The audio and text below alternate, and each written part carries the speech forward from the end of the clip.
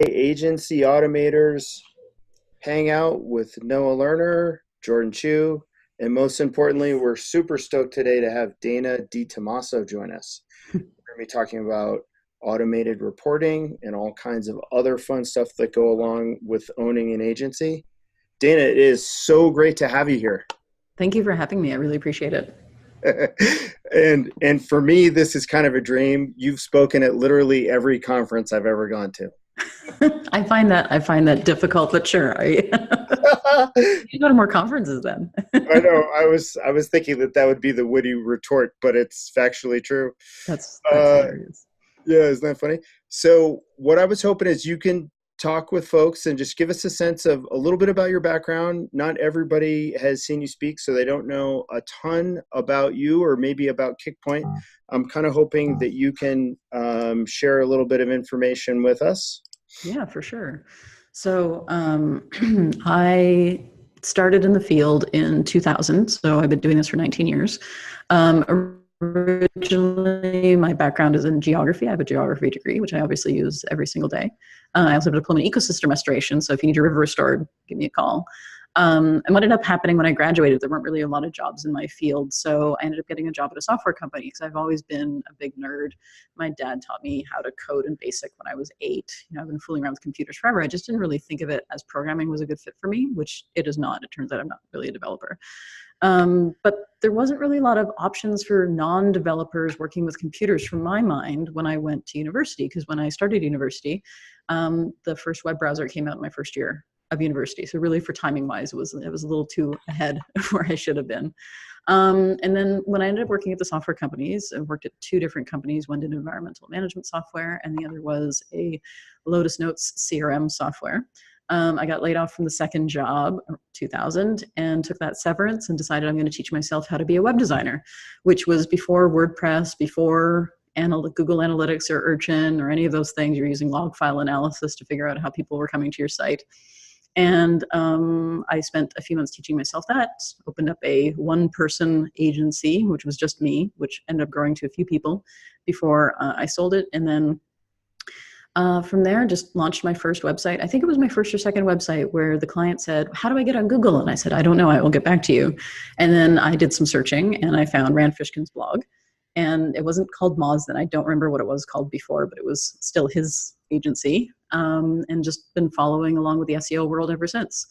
And then when I moved out to Edmonton, which would be, oh boy, in 2010, so 9 years ago now, that's when I really started getting involved more in the world, a broader world of marketing, started doing speaking engagements. My first speaking engagement was SMX West in 2012. Thanks, Matt McGee, for taking a chance. And ever since then, I've been doing lots and lots of speaking engagements. So, which brings us to now. Kickpoint was started in 2012. When I moved out to Edmonton, I was freelancing, and I just started getting more and more business. And I met my business partner, Jen, and the agency started from there. That's amazing. Yeah. I'm struggling with the slide thing here. I was hoping that you would tell us before we dive into actual reports that you're building with Data Studio. I was hoping that you could kind of talk a little bit about the key KPIs that you care about, Mm-hmm. and then also what clients care about.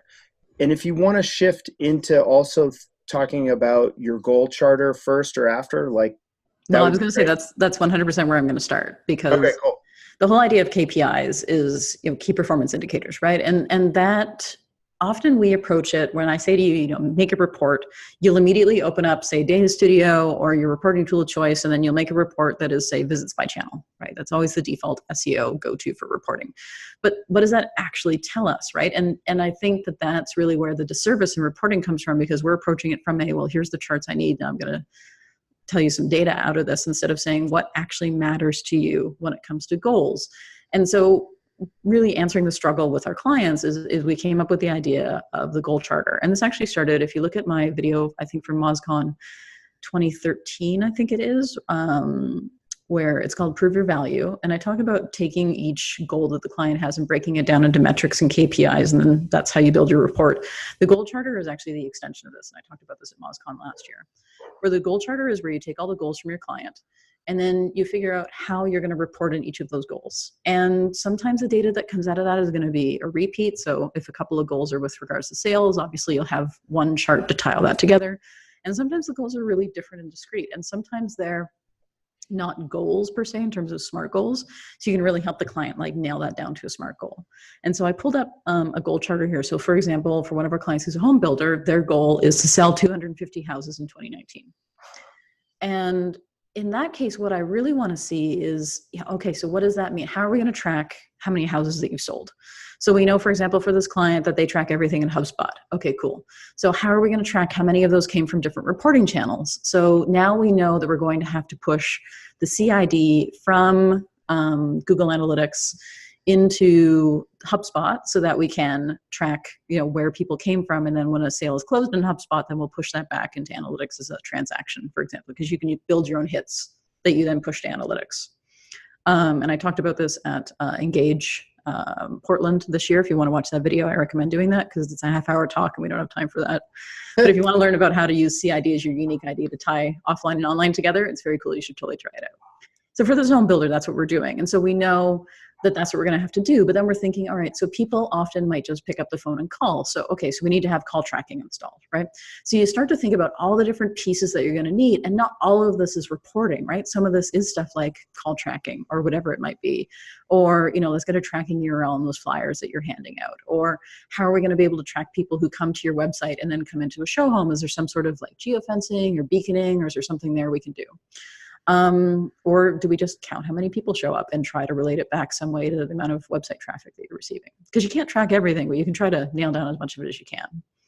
And so then you can look back to the previous year and say, all right, so I know that, last year we sold, 200 houses and 100 of those came from digital channels and 100 were from stuff we couldn't track. So that means that this year, if we keep up the same stuff, we'll have to do this, this, and this in order to improve the number of houses that we sell, right? And then because you have this inventory of all the systems you're going to need, now you know what stuff you're going to have to build at the beginning of the project, not the end when you have to get to the actual report, to make sure that all these systems are talking to each other so that you're building from the very beginning a system that you can report on later. Because I think this is the other mistake that people is they only think about the report when they're at the end of the project, when in reality, if you knew in advance, you could set up stuff like goals and events and everything else you're going to have to track at the beginning so you actually had data to work off of. Because launching the site and then saying, okay, let's set up analytics, like that's not going to get you what you need, right? It's easier to start that way too, because the goals align with how you're building your marketing. So it would be easy to start with. Yeah, for sure. And I mean, then from there, you can figure out, okay, so I know that I'm going to need, so if you're talking about, say, local search presence and you want to broaden your local search presence, so you'd be looking at, say, the number of searches that you get back from GMB, for example. And then the other half of it too is you really need to think about the best way to present this to the client. And this is where I think we default to charts way too often. People don't necessarily like looking at tables. And I think we really default back to less like visual cues. We like to see numbers and data, but that isn't necessarily what our clients like, right? A lot of clients will say, well, I'm a visual learner, so why are we giving them tabular data all the time? Because it's just like noise to them, right? So I think that this is where thinking about picking the right chart. So what kind of data are you presenting and how can you pick the right chart for that kind of data you're presenting? Don't always default to a chart. Sometimes it's, a scatter plot, or sometimes it's line or bar or comparative or whatever it might be, right? But don't go necessarily to the chart. And the other thing too that I try to tell people is, make sure that your data breathes. Like, don't try to cram too much into one single dashboard, which I think is another mistake, is they think, well, I have this one page, I got to get everything on here. You can have multiple pages in a report. Just don't have 40 pages of vomit, have like 3 pages of good. 40 pages. Well, and it's just, I think that people do that too because they're really insecure about the reporting. They're just like, I'm going to give you everything you could ever possibly need, and hopefully something in here will be meaningful, and then you'll keep paying us. Yeah. When in reality, it's just like dial it back, focus on what matters. And if something else comes up that they want to know, then great. But it's not like, is this chart actually going to tell you if you're hitting your goal, right? And I think that that's the biggest question. So Dana, a quick question to that. When you're reporting, are you reporting on trailing or leading indicators then? Well, depends on what is going to make sense, because I think that reports should both be forward-looking and backward-looking. So, you don't know if you're going to get there if you don't know where you've been, but at the same time, you probably can tell if you're going to get there based on how things are going. So you can do a little bit of, predictive stuff and Data Studio. It isn't great for it yet, but you can do some stuff. What I really like doing is for example, they say, increase of 20% sales over last year. So that's just really simple. You make a calculated field in Data Studio and you say, take last year's sales and add 20% to it. And then you overlay it over this year's sales, for example, and then you can see if the lines match up visually. Like that's a really simple way to tell the client that you're on track or not. And we've done this too. So for example, we work with the Edmonton Fringe Festival, which is the North America's largest fringe festival. Come visit in August. It's actually a lot of fun. If you don't know what a fringe is, it's a theater festival. So it's a whole bunch of different shows that happen at the same time, and the shows aren't juried. It's picked from a lottery system, so you can get something really fantastic. You can get some guy reading the phone book, which totally happened one year. And that's whenever anything goes wrong with their website, we're like, but it's fringe, so it's okay. But I think for them, it was interesting for them to see year over year growth when it came to sales. But because their festival falls in slightly different dates every year, because days move around, and if you just do a straight day over day comparison, it won't work. We overlaid multiple charts in Data Studio, one for each year, so they could visually see like you're up, 5% over last year, 10% over last year, for example, and when exactly you started to pull away from last year's numbers. Sure. And it can be something as simple as that. Like they don't necessarily need to know the hard number. And if they do, they'll tell you, and then you can give that in addition. But just visually be able to look at something and say, we were here, now we're here. That really makes a difference to people. Cool. And how do you keep clients away from obsessing over vanity metrics? Like what's your process behind that? Well, I just don't tell them the bounce rate exists. I don't know. Actually, one thing that I do is I educate clients on how bounce rate can be gamed horribly. And I show them examples where if we did something in Tag Manager, that if a 2% scroll triggered an interaction event, then your bounce rate is basically almost nothing. And they're quite horrified at that. So I show them how these metrics are actually kind of BS, and this is why. And I find that really helps, to be honest. Cool. So you're active in all types of digital marketing, and you're really good at building out all the KPIs for each of the different channels. Which of them are you finding is driving performance for clients the most right now? And which are you excited about? I really enjoy paid. I actually don't do a lot of paid here. I talk about paid a lot because I talk to clients about it, but Brittany and Liz here do. Brittany's our main paid person and Liz does a little bit of it. And they do such a good job with paid, and that converts extremely well. The difficulty with paid is that you're only going to get so many clicks, right? And you can't make people search for stuff. So there is only so far you can go with it a lot of the time, but if it's done well, it should make you a lot of money. And I think this is where taking the time and investing and setting up your campaigns correctly. Actually, I just had a Whiteboard Friday on Moz come out today about paid and SEO. So I'd recommend that people watch that because honestly, I love paid. And SEO, of course, always converts really well. Referral traffic, if you can get referral traffic, that'll convert really well. And also think about sources that aren't, your typical somebody Googled it and showed up on our site. We find that, for example, email is one of the best converting channels out there, depending upon where you're sending it to. It doesn't have to be your own email list as well. You can buy advertising or get another person's email to mention you. And I often say to people, like, don't think of link building as just a link on someone else's website. Link building could be a link in someone else's newsletter. Because links are great, and yes, for authority and everything else, it's important, but at the same time, you actually want human beings to click on the link and come buy your stuff. So getting a link in someone's newsletter or doing that local sponsorship or whatever it might be, that's really effective as well. Cool. So we also talked yesterday about how you view reporting as the beginning of a conversation. Do you want to jump into that? Yeah, I think for sure a lot of clients, if you're doing reporting well, clients have not seen a well-done report before, right? And whenever we get a new client, we say, send us all the reports you've ever gotten from your previous agencies. And they're always like really boring. You can totally picture what they are. You probably have made some of them. I certainly have before we really started to get dedicated to reporting. And they're just kind of generic. It could be literally for any client. And really that's where when we start to say to them, well, what if you could do this? Or what if you could do that? And often what I'll say to clients is don't, and when I say clients too, by the way, we work with agencies, not just non-agencies because when we work with clients, it's actually usually their in-house team who's contacted us, and we work with a lot with in-house teams, and really an agency is just like a really big in-house team. So why would we not work with an agency? And so often we'll say, tell us your reporting hopes and dreams. Don't think about the limitations of what you have now. In a perfect world, what would you want to know from your data? And then from there, we figure out what sort of Google Tag Manager magic we can do to tie these things together, or let them know it's not possible. But by asking them their reporting hopes and dreams, it also really shows you a lot about the client and what matters to them. And that helps you figure out how you're going to structure your report so you can front load the stuff that really, drives things at the organization. Or you'll learn stuff and be like, why do you need this? And then you'll find out some story from 5 years ago that will really help you in that client relationship, for example. Cool. Do you want to share with us some of the reports that you're excited about? Well, one report that I can give away, and I'm actually just going to put the link in the chat if you want to open it up for us here. I put it in the panelist chat if you want to click that and get that up and running. That is and anyone can take this, by the way. If you would like a copy of this report, you click the little copy button up on the top right, and then you just put it in your own data sources. What this is what we do for local clients as a basic digital marketing results report. And what we're looking at here, and this is for actually Kickpoint's data, I think. Oh no, this is Google's fake data. So that's why the numbers look so weird. So what we ask the client is like, what are the things that matter to you? 6 months from now, when we're done working together, what do you want to have happen? And they'll say things to us like, is my phone ringing? I want to know if my phone is ringing, or I want to get lots of emails, or I want to get lots of appointments. And then that tells us what we call their top line metrics. So usually there's 2 or 3 of those.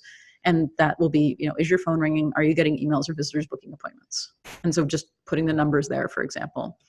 Right. And then when we're just starting with it, and this is for like a one person, like really small type business, like somebody like a psychologist, for example, or a dentist, this is where this would be a good report for them. And what we're looking at here is really starting them on this journey of understanding how people engage with their website. And so, I just said like channel by session is probably not the best report for them. I do have it in here because I find that it's a nice segue into getting clients thinking about deeper stuff. And so particularly if you've had a client who has had the sort of, this is the charts they've gotten in the past, you don't necessarily want to get them away too far from it right away. Think of it as sort of like a gateway into thinking about their data at a different level. And so often when we just start working with a client, we'll show them like, what pages do your visitors look at? And this will help them incentivize their blogging, for example, or actually doing the things that we want them to do. And then how do visitors get to your website? And just having an understanding of how many people come from those different channels can really make a difference. And they'll say things like, oh, paid is really not, like, I know I obsess a lot about paid, but percentage-wise is actually a really small percentage of my traffic, for example. And then that can help them like not obsessing about paid so much. And then local searches, that's actually pulling using the Supermetrics Google My Business connector.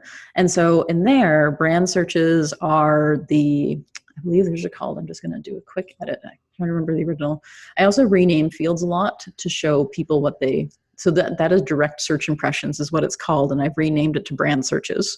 So that's easier for clients to understand than direct search impressions, which means nothing to anyone except Google. Unbranded is discovery search impressions, for example. So that really helps the client see, how many times you're coming up. And I think that's also, it's effective for them in order to see. And honestly, like up and to the right is always good. And then other reports that we'll give, which unfortunately I can't show because it's got client data all over it. I will often do a year-over-year comparison of Google search data for impressions and clicks. And I'll explain to them, like, this data is not accurate, but it's the best that we can get. And show them, this is what it looks like. And that can be really effective too, because then you're showing, hey, we are actually giving you more impression share, for example, or you're showing up a lot more than you used to. And that's very effective for clients in order to see the real benefit of SEO, because it can take a while, obviously. And if they start in Search Console, starting to see themselves come up for a lot more of impressions or a lot more clicks, but they hasn't quite sunk in yet, that chart can really help them, get there in their minds. Does it sound to you guys like I have a dog fighting pit behind me? Not a dog fighting pit, but there's definitely like a dog. You can hear it? Okay, cool. Yeah. Give me just a sec. Okay. I don't know what's going on outside, but it's active. We have an office dog sometimes, but she is not here today, or else I would probably be hearing barking here too. It's a beautiful May day in Colorado. It's like the sun's finally out. I get to go see my first concert ever tonight at Red Rocks. I'm going to see this group called Spangle, which I will share in the show resources because it's the best group ever.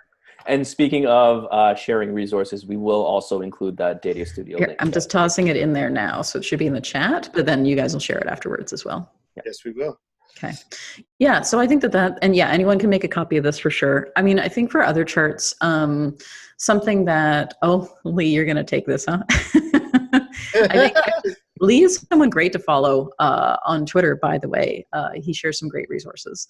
So I think that that's where something that I would do in the future for this client is then I would take this the channel chart, and I would actually change that into, say, a scatter chart or a bubble chart, for example, just so they start to see things a little bit differently, and then see how they respond to that. And I mean, the great thing about Data Studio is that you can change stuff. The client sees it immediately, so I could be on the phone with them and just change it right there and say, what do you think, for example, and get their feedback and see if that makes sense to them. I'm also a big fan of doing video calls because I find that with phone calls, you often end up talking over each other because you can have those visual cues. Someone wants to talk and you can't really read body language. And I think when you're presenting a report to someone, seeing their body language is really important. And if you work with remote clients, as we often do, very few of our clients are here in Edmonton, having that sort of body language sense when you're showing people a report, you can get a sense if they're enjoying it, if they hate it, if they, what part of it did they look puzzled at, that sort of thing. Got it. And yeah, it takes more work. Everyone's like, oh, this is a lot of work. It's like, yeah, but anything worth doing is worth doing well, right? So it's the difference between having a client you're going to have for a while versus a client you're going to have for like 6 months. Did you notice anything interesting in that channel chart that you're sharing? Well, this is Google's fake data, so it's a giant disaster. So this is just using Google's data. Originally, I had it to be hours. And when I look at it for, let's see, I'm going to open it up actually for one of my clients, not in a window you guys will see, because clients are not huge fans of it.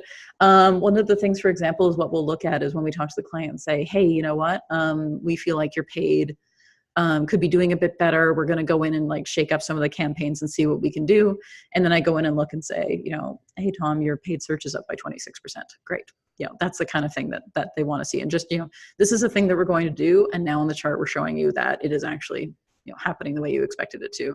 Or, you can have a chart that's like best converting pages, for example, and showing a client to say, so we have a vet client saying, your spay and neuter pages convert, but we find that more clients actually end up closing with you on dental services. So maybe we should put more of our spend effort toward dental as opposed to spay and neuter, for example. And that's where that transferring that CID back and forth between the website analytics and their internal sales can be really helpful, because really, if you're just looking at it from the website side of things, you might just see the conversions, but you won't necessarily see if they really closed. You see them filling out the form, you don't know if they actually bought the thing. And that's where getting feedback back from their own CRM is really helpful to know what was truly a good lead.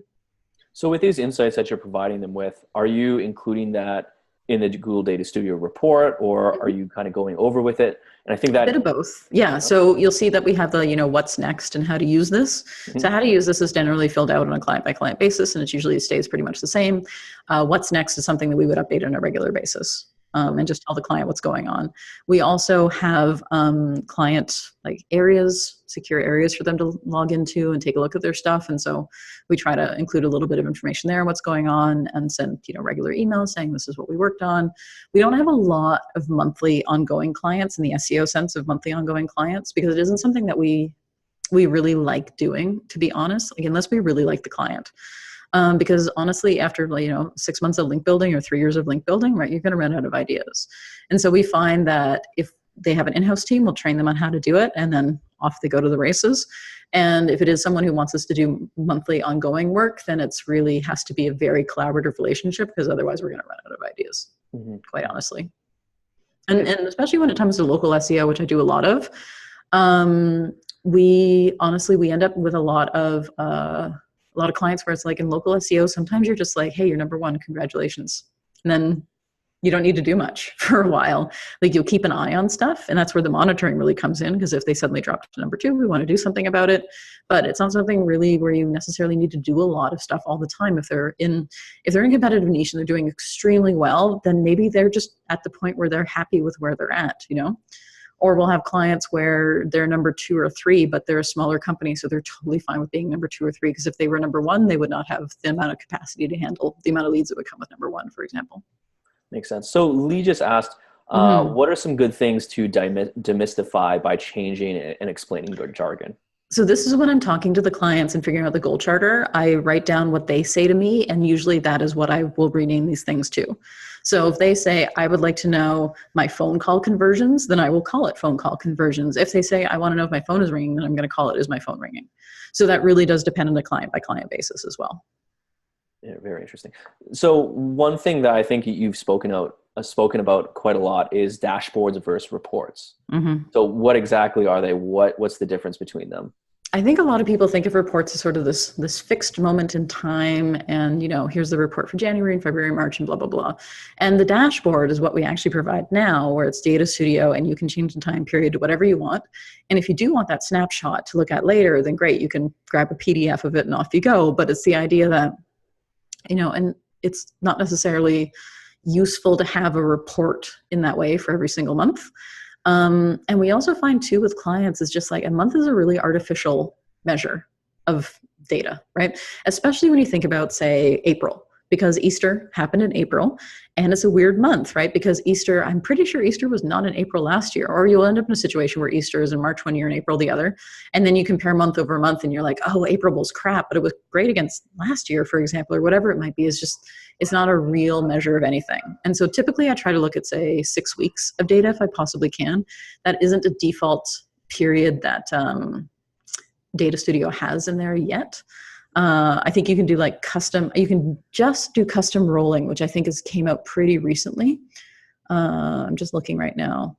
Lee, you're probably going to correct me for it. Yeah, you could do like a advanced date range, and it's like this minus 28 days. You could just do that, and that's pretty new. So sometimes I'll put it in and say, today less 6 weeks, for example, right? And I think that is super helpful, but I think that, again, that's pretty new. We had to go back in and fix all of our reports when that came out. Normally we would report on a 2-week basis before this. Got it. The thing that stuck out to me on that channel chart that you have in the center was, if this is Google's data, the thing that was interesting to me was that they have a paid search column. Like, are they really paying themselves? I mean, well, it's there. I think they do, because I think this is Google's store where you can buy Google stuff, because I think where this fake data set comes from. And if you want to build your own fake data set, there's a great Google Tag Manager recipe from Simo Ahava on how to do that. And you have to do a little bit more complex. It involves a thing called custom task, which is part of the Google Analytics measurement protocol. It's a little bit more technical advanced. But if you're working with clients all the time and you usually have pretty similar data sets, it's a really nice way to demo stuff without it looking like kind of trashy as this report can, because it's Google's weird data. That's really interesting. I found that when I was trying to share a dashboard, and Lee and I have talked about this extensively, both on screen shares and in Twitter, Google's data doesn't allow you to transfer. I forget what it was, but I could share a dashboard populated with Google data, but then the blends would be broken when someone put in, so he's chiming in calculated fields. Yeah, calculated fields don't carry, you have to recreate them. So I wonder if that data that you're talking about, if we used his technique, Simo's technique, if that would get around it. Lee, what are your thoughts? Lee, while you're typing, I think it would probably work. The problem is that, like, if you make a copy of it, you're still going to have to recreate the calculated fields. Like, those are always going to break when you move it to a new data source. So I don't think there's anything you can do about that. What I wish you could do is you could pre-populate calculated fields, and then Google would say, well, what field do you want this to be? But for right now, it just completely breaks when you move stuff. So it's just, if you have a lot of calculated fields in your template that you're copying, you're just going to have a bad time when you make new reports. Yeah, you can't create new fields in Google sample sources. So it's best to make your own sample source, and you can create new fields on that. But even then, if you copy it to a new report, you're still going to have the same problem. Okay, cool. And then can you share with us how you got into doing an automated report and what that thought process was like and what the steps were like, because I think a lot of people are using Data Studio or maybe Tableau or another toolkit like it, or they're using something like DataBox.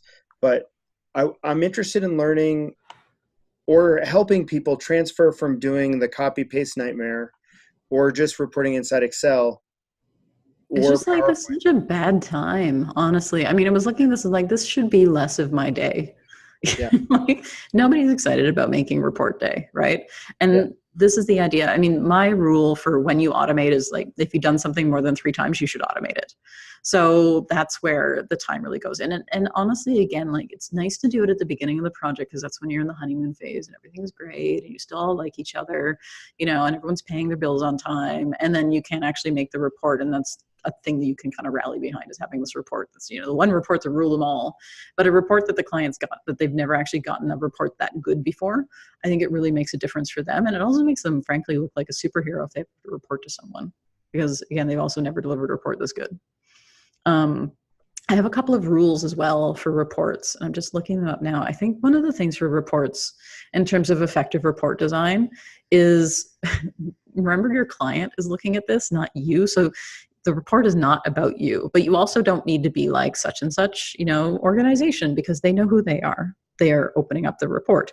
So typically, again, you don't necessarily need to put in like such and such company name, you know, monthly report, for example. They don't actually care because they know who they are.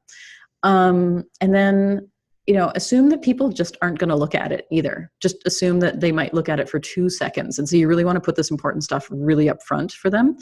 And then also think about to ask the client how they usually present stuff. Because if they usually present via PowerPoint, then you want to do a landscape report, for example. And if they usually report via a printed report, then you'll want to do this in not landscape, portrait mode. And I think that that's, again, like important questions to ask the client. Try to make it really easy for them in order to make these reports. That's really some goals you should be asking yourself, is like, how often are they going to be giving this to someone else? Who are all the different people who are going to need to see this, you know? So we'll create multiple dashboards, for example, for multiple departments. Got it. How do you deal with data sources? Are you at the point where your data sources drive you crazy? And like in terms of finding them or naming them? Finding and naming, like what Yes, are we your do have a practices? naming. We have a naming. Gonna see if I have a list of it here. Yeah, so we do have a naming scheme that we go for data sources. And currently it is, let's see, so the name of the client, and then I like putting in 2 slashes, which I know probably breaks some OSs, but I think visually it looks better than a bar or a dash. So I'm going to type in the chat here what it would look like. So this would be for us, for Google Analytics, and then I will put in the name of the view. So Kickpoint, GA, one master, because that's the name of the view, for example. Or if I'm dealing with, say, our supermetrics, so I would put in Kickpoint, you know, GSC, and then I would put in supermetrics so that I know it's the supermetrics plugin, for example.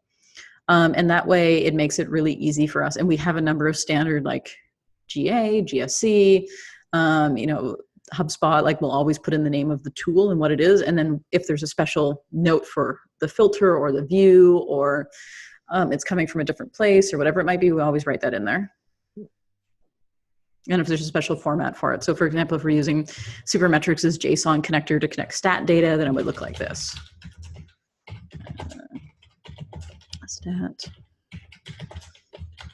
So so I'm hearing enterprise clients when I'm hearing stat.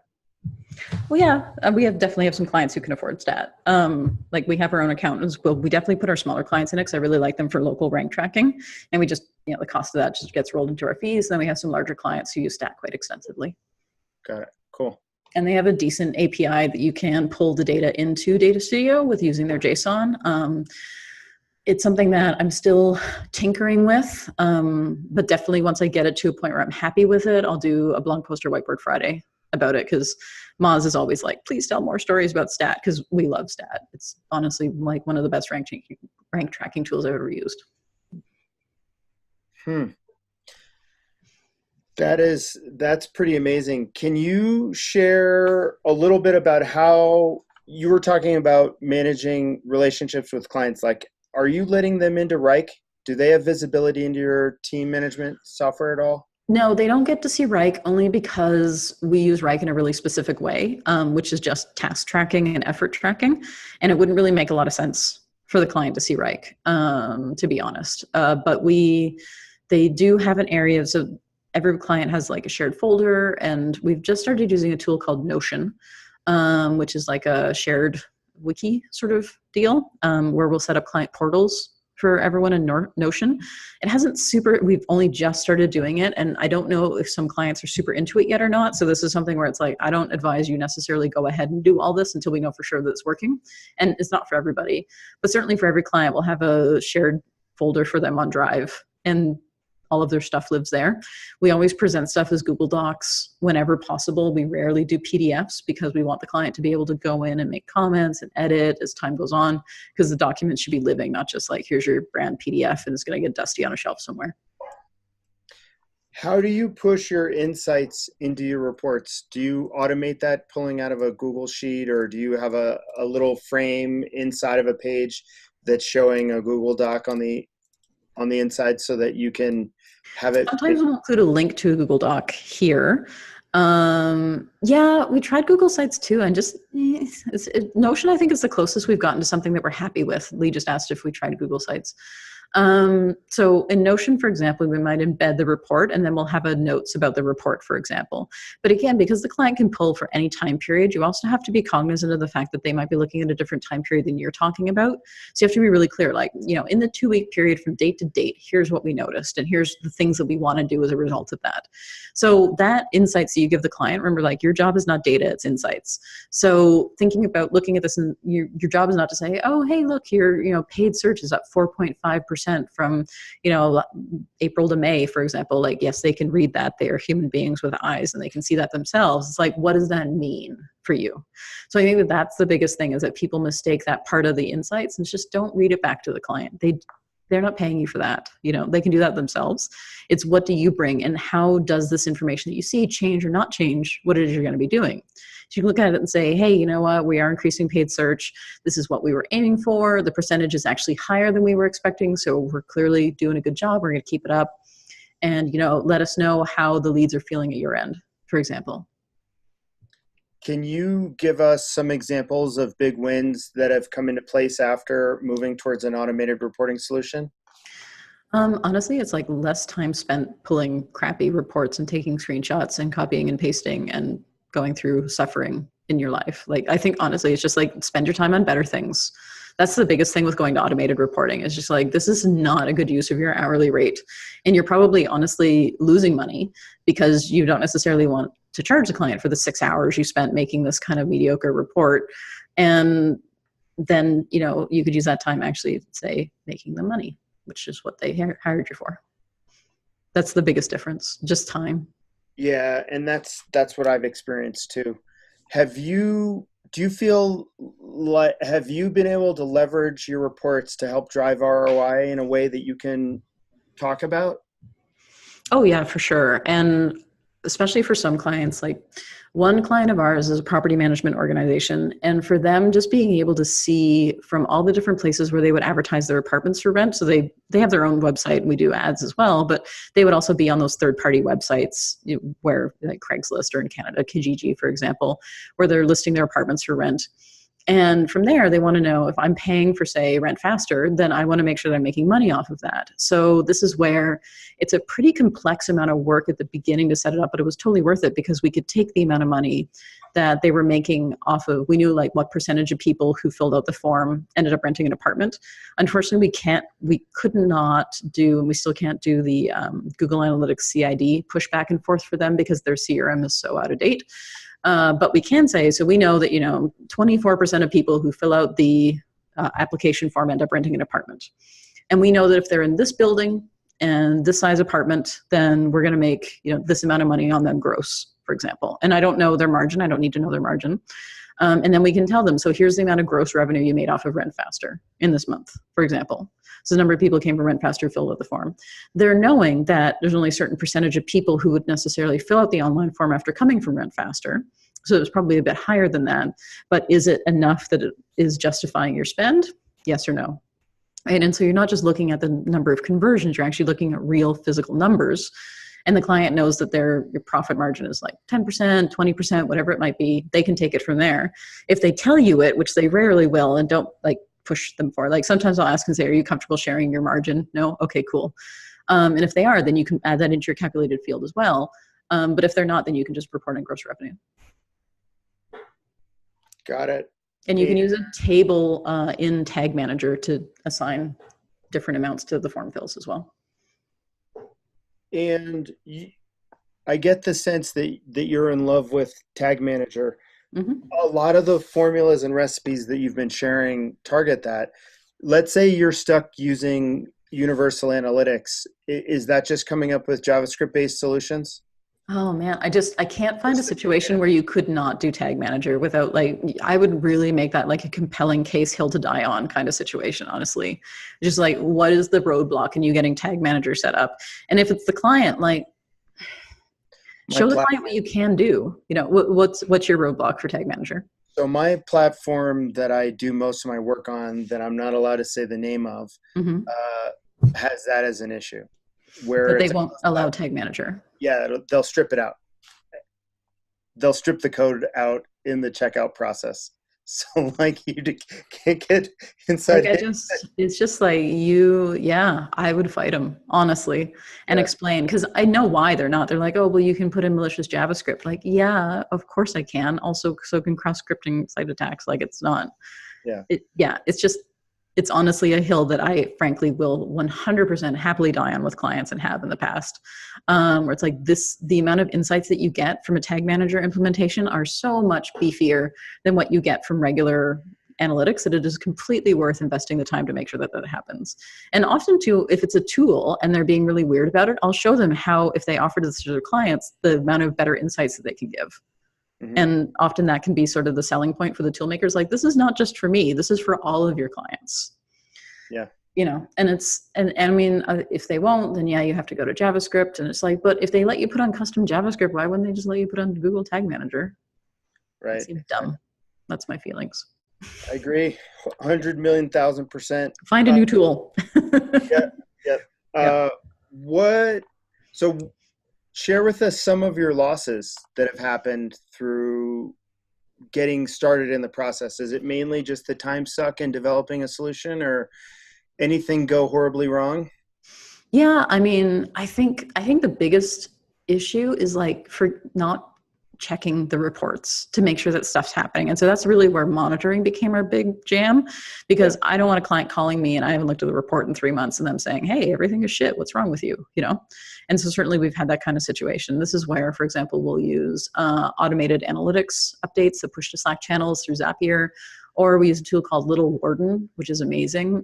So story here, for example, we had a client who had just rebranded, changed from an old domain to a new domain, huge site, big project. I think it was like the 3rd of the month, and their Google Tag Manager code was removed by the developers because they're dumbasses. And we found it, I think, on the 4th or the 5th, when we went in to look at their analytics, because it was a weekend. They removed it on a Friday because, of course, idiot developers deploy on Fridays, right? So, and then we looked on Monday and we're like, what happened? And then we immediately realized that they ripped out the GTM code, emailed the client. Client was like, you know, and went and fixed it, everything great, except for missing, 3 days of data, right? And so you look back, and now you always have to have an annotation to say, hey, developers removed the code. This is why we have no data for these days. And that month is always going to look weird. But the problem is that so we use Little Warden now, and we actually just have it set up, and it will immediately send a message to Slack. And we have a channel called Red Alert, and any Little Warden events go in there, and whoever is available will take a look at it and then let the appropriate person know if something has gone wrong. And Little Warden will keep an eye on stuff like, is the site live? Are 301 redirects working the way that they are? Are dub to non-dub or vice versa redirects working the way they should be? Did they change their MX records? Is their SSL certificate about to expire? Like, is their domain about to expire? Because with some companies, like, they forgot who registered the domain originally for 10 years, and then 10 years comes up and then employees like gone and took their domain registration account with them, for example, right? So having that, even though it's not necessarily what you do, but sort of having their back can really be effective for a client and make you look like a superhero. And also it saves you time and suffering, because you don't need to like try to figure out where the domain is. You can tell the client to figure it out. I don't do any black hat stuff in my practice, but Mhm. I went to a conference recently and they had 2 to 3 hours of black hats talking about how they grow relevance for websites and then also how to do negative SEO attacks. Mhm. And that was really enlightening as a white hat person to hear how they approach the craft of making their clients money. And Mhm. one of the things that it got me thinking about was trying to show on a monitoring side versus a reporting side, Mhm. what's going on backlinks and what do we need to take action on. Do you Yep. track that? Yeah, we do. So we use Ahrefs for that. And are you looking at, do you classify them by like, these are all just a bunch of spam scraped images? Like, do you put them in different categories? Like, how do you? Yeah, so I mean, it depends on the client. We'll look at it as they come in. Another good tool for this, by the way, is called Kurbu. But apparently they're coming out with, it's from the same people who brought you Little Warden. They're coming out with a light version of their tool because right now it's a bit enterprise heavy. But I did really like it when I was using it for an enterprise project, and I will sign up for it once they come out with their light version of the product. But yeah, for sure, just keep an eye on links. I mean, the problem too with black hat links, if somebody's doing a negative SEO attack and they're good, you're not going to find it in most tools, right? Like it's just not going to show up. And I think that that's something that you really need to consider. And it's funny because Google's like, oh, black hat SEO, those negative SEO attacks, they don't work. Well, we've seen from examples that they do work. It's just, what's the best way to pick that up? And so looking at, the inbound links in Google Search Console, like if this is something that you're worried about for your client, you're going to spend a little bit more time doing this. And it may not be something you can fully automate because, for example, the links information that you see in Search Console is not accessible from the API, for example. Right. So that's where, and I honestly think if it's a good black hat SEO and they're covering their tracks, you're not going to see those links pop up in any of the link tools out there, no matter the coverage that they guarantee. It's just not going to happen because they're doing their jobs. Yeah. So I think that's something where I think you just have to pay attention to what's going on. And this is where monitoring, for example, could be ranking. So if you do suddenly see a drop, and I think a lot of people saw, for example, big drops March for that big algo update, for example. I actually just had someone contact me yesterday and it was just clear as day, like on the second or the third was gone, right? And something like that, like if you had monitoring set up, then you would know immediately that something horrible had happened and you could jump in and deal with it. And with any sort of attack, whether it's an algo update or if it's a negative SEO attack or DDoS or whatever it might be, like just hopping on it faster is how you fix it faster. So that's really where paying attention to it is. And so I really separate monitoring and reporting in my mind. Reporting is like, what can I do with this? And monitoring is, what do I need to do about this, right? So reporting is like, here's all the insights from this information, and monitoring is, this is a thing that has come up. What do I need to do about it, if anything? I'm going to switch windows here. Yeah, they were sharing with me a tactic that they were doing whereby they would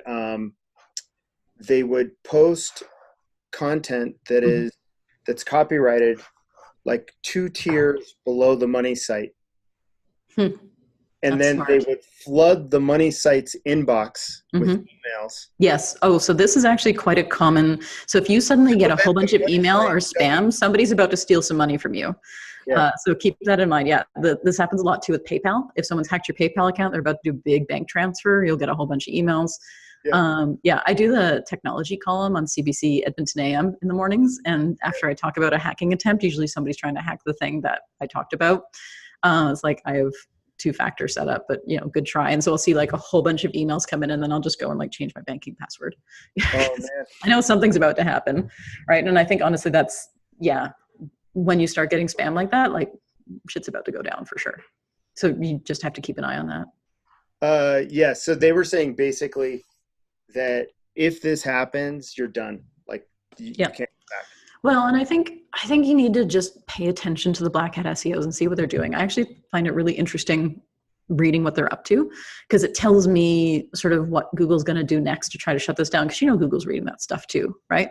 And so that'll work for a few months, and then they'll move on to something else and Google will plug that hole. But then it tells me, this is the thing that Google's going to be focusing on next, for example, is what the black hats are up to. And they were saying that anytime Google releases anything on the webmaster blog, that gives them insight as the next way to do negative SEO attack on someone. Yeah, someone really good to follow is Tom Anthony, who works at Distilled, because he does all sorts of weird little hacks of Google and will publish them on his blog. He finds the craziest stuff. So yeah, he's fun. But yeah, I think honestly, it's just, in most cases, it is very rare, I think, that you'll run into, I mean, I say this now and somebody's probably negative SEOing our site right now, but I think it is quite rare that you'll run into a negative SEO attack. And so I don't think it's something that honestly a lot of people on a day-to-day basis need to worry about. And if it is something where you have had a negative SEO attack, like reach out to other people in the community, because there is nothing SEOs love more than doing a case study on someone else's website. And I'm sure that people would be happy to jump in and help you with, you having a problem with this sort of thing. This is one of my favorite questions to ask clients because it helps me drill down into the opportunity. But what keeps you awake at night? Cash flow. Yeah. Yeah. I mean, it's just like the life and death of any small business, right, is cash flow. And I think that's always the thing that worries me, is like making sure that we've got the right, who's late paying us? Are we getting the right amount coming in? It's tax season, and you got to pay your remittances and all that other crap. So it's always cash flow. Honestly. Got it. What else we got here? Project management and automation. Do you automate your project flows? No. In terms of alerting and notifications and helping you push it through the process? No, that's all set up manually. So we have actually it takes a while to set up our projects initially in Rike, usually about an hour or two, because we set up everything manually. I like the idea of not having a template because actually very few of our projects are the same from project to project. Other agencies, you may have very similar project outlines, and that's how you've decided to run your agency, and that's totally cool. And then you can copy stuff, but just because of how we structure projects and every project is very different, we usually can't copy from one project to the other, so we just stop trying. So but a step in the setup is thinking about automation and monitoring and what do we need to set up now to keep an eye on stuff for this client. So what's your workflow for determining what needs to be automated and doesn't? Yeah, so we'll figure out like what is all the stuff that we're doing for this client, and then we'll just write it all out and think like, does any of this need to be automated or monitored in some way? So if they have a website now, we know we're redoing it, for example, but we still want to keep an eye on it to make sure nothing goes to trash in the meantime. So here's all the different alerts we have to set up, and here's all the different tools we have to set them up in, for example. And if we're not worrying about reports until the new site's launched because it's not focused in that way, then we just, we know we don't have to do a report now, but we really do want to write out the measurement strategy pretty early on in the project so that we're making sure that that's included in development, for example. So it just really depends on what the project might be. So I think there's probably a bunch of people who are working with smaller clients, and there's probably people in the room who are dealing with larger clients. It seems like for me, a lot of my projects are on the same platform with the same type of client that have similar needs. The differences between them happen to be like what type of geographical market they're in, how much revenue they have, and how many physical locations they have. Yeah, so in that case, I would 100% set up templates that you would copy and write when you do your setup, and just go through a checklist of information that you need to set up, Which is another reason why people who are thinking about starting their own agency should niche. Do it. See, and we refuse to, which I know makes it harder, but honestly, I like the variety. I really do. I love talking to one client who is like, we just need you to look at our tag manager and make sure we haven't screwed it up. And then somebody else is like, our ads is trash. Can you, help us with that? And it's the 2 phone calls I had today, and we're kicking off a website project next week, had a call about content strategy earlier today. So it's like, we're small, but we like touching on all these different pieces. And it's something that I love. And then when we have clients who come to us and they're like, I actually don't want to be super collaborative. I just want better AdWords. So like, okay, here's who I'm going to send you to. Because we know that there's agencies out there that are really strong at that sort of thing. Our clients, we don't have a niche in terms of industry or what we do. Instead, the niche is like how involved they want to be. And we work with clients who are really hands-on with this stuff because we really do want to treat it as collaboratively. It's not like you put money into this marketing machine and marketing comes out the other end, right? And if you want that kind of relationship, I know several excellent agencies I will 100% refer people to, and they'll do a great job with them, but we aren't going to be a good fit for them. So for you, it's that collaboration. So you probably find that the ROI happens a lot faster too, right? And larger when they're actively engaged, assuming they know. It really depends. Sometimes too, we've got people who just got screwed over by previous agency. And they're like, we have no money, but we still need to finish this project. And so that's always fun. Usually those people end up being long-term clients. So it's just like, you're not making money right away, but you will eventually. And part of it too with our ROI is just, make sure your hourly is high enough that it makes sense. And some clients, for example, are project milestone billing. Some clients are monthly billing based on what we did for them that month in terms of hours. So we'll have like a consultative arrangement where they just ask us questions or we'll look at stuff and get back to them about things. And then we just bill them based on actual time spent in advance. It isn't like a retainer where they pay us an amount and we just use it up. It's more post billing. Yeah. So that's a challenge with that model, right? Of not doing tons of retainer ongoing stuff is the cash flow. Hence the cash flow. Yeah. Yeah. because we don't do tons of retainer. Our retainers are very small. I would say it's like 20%, I think, of our monthly billings currently, our monthly billing goal. And so certainly a lot of that is project-based billing. And so if 80% is project-based, you got to make sure you're on it when it comes to projects or else you can't bill. And I'm the exact opposite in terms of ratios. Yeah, I used to be the other way around. It was just, I don't know, I find this more enjoyable, honestly.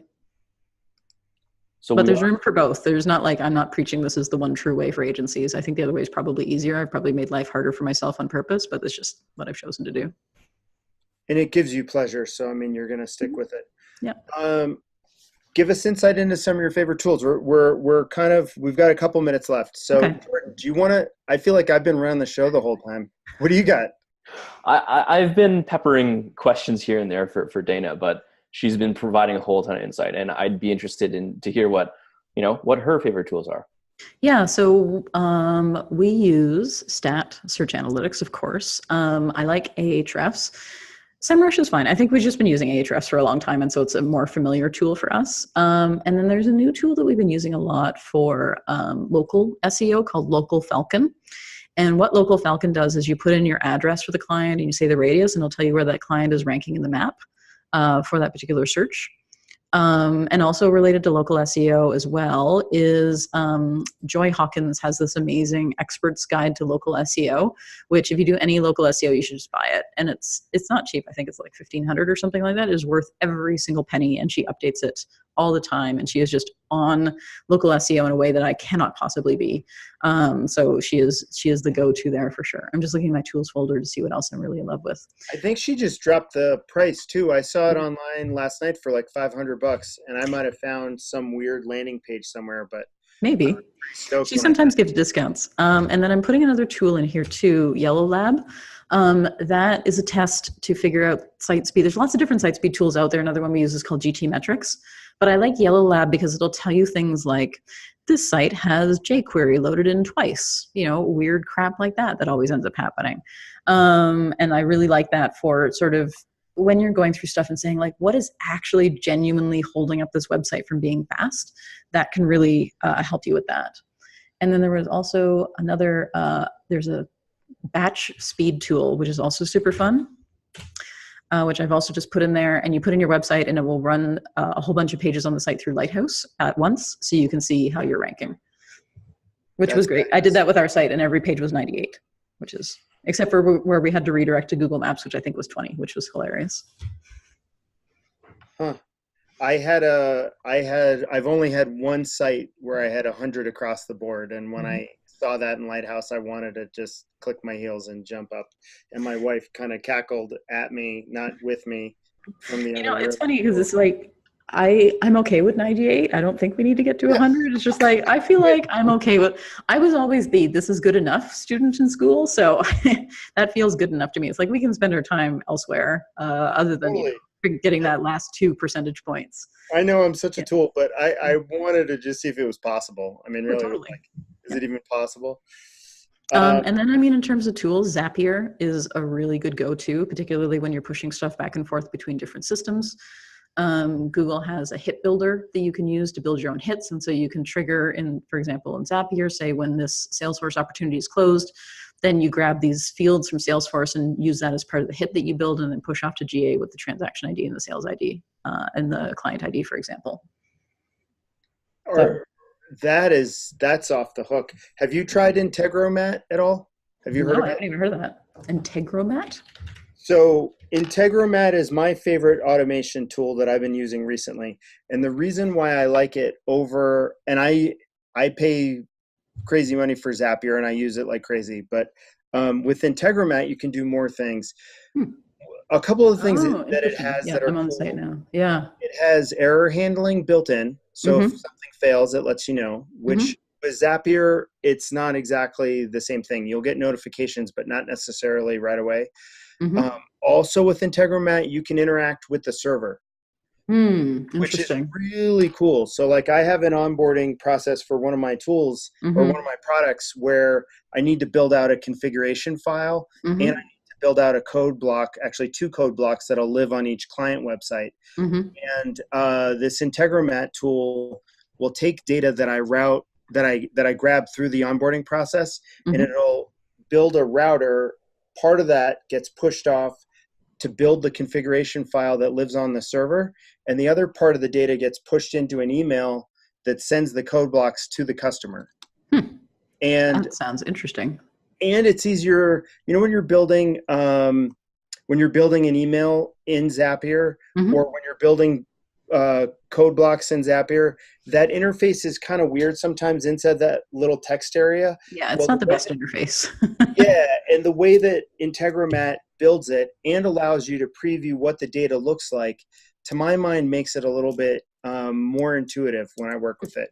It Okay. was a real I just think it's super cool, and you can use them together. Like if you ever have to, you could push webhooks back and forth, which I've had to do occasionally. But Hmm.